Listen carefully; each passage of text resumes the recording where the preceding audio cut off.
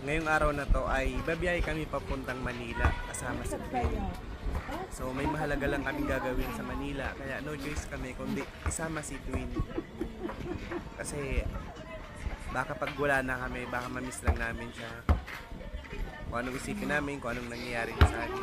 Kaya minabuti namin na isama na lang namin siya kahit mahahaba yung biyahe. First time niyang pumunta ng Manila ngayon kasama namin kaya iniisip namin baka mahirapan kami sa biyahe sa kanya kasi magpapalit ng diaper, magtitimpla ng gatas. Kaya bago kami umalis dito sa bahay, niready na namin, nilagyan na namin ng mga gatas, yung mga chukon, tapos yung mga diaper nakahanda na para in case na magpupo siya o umihi, mapapalit na namin agad siya. Nakita ko kila mama, kila ate na nalulungkot sila habang paalis kami. Kasi simula pagkasilang, Manila na sila si na Twin. yung kasakasama ni Twin. Ngayon, almost nasa magto 2 months na si Twin dito sa Dahil mabas Bicol. muna kami. Simula ng Isnilan. Pero pag uli na lang kami ma-aeroplano. nalulungkot sila na aalis na siya. Pero di naman kami magtatagal sa Manila eh. Mga nasa 2 weeks lang kami doon. Lama, dumana kami. Mabalik man sana kami. Oo. Pati si Sige. Lula, yung pinakalula namin, nanay ng Oops.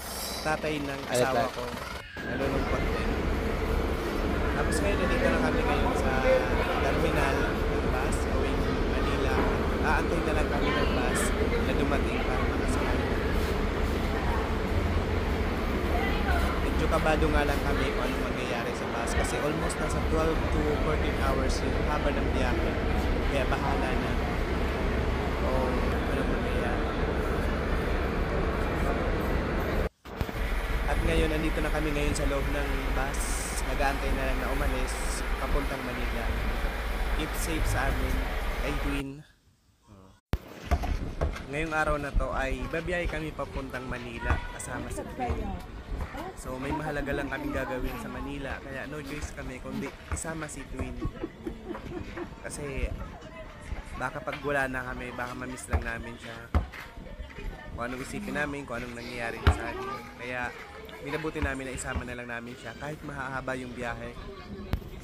First time niyang pumunta ng Manila ngayon kasama namin kaya iniisip namin baka mahirapan kami sa biyahe sa kanya kasi magpapalit ng diaper, magtitimpla ng gatas. Kaya bago kami umalis dito sa bahay, niready na namin, nilagyan na namin ng mga gatas, yung mga chukon, tapos yung mga diaper nakahanda na para in case na magpupo siya o umihi, mapapalit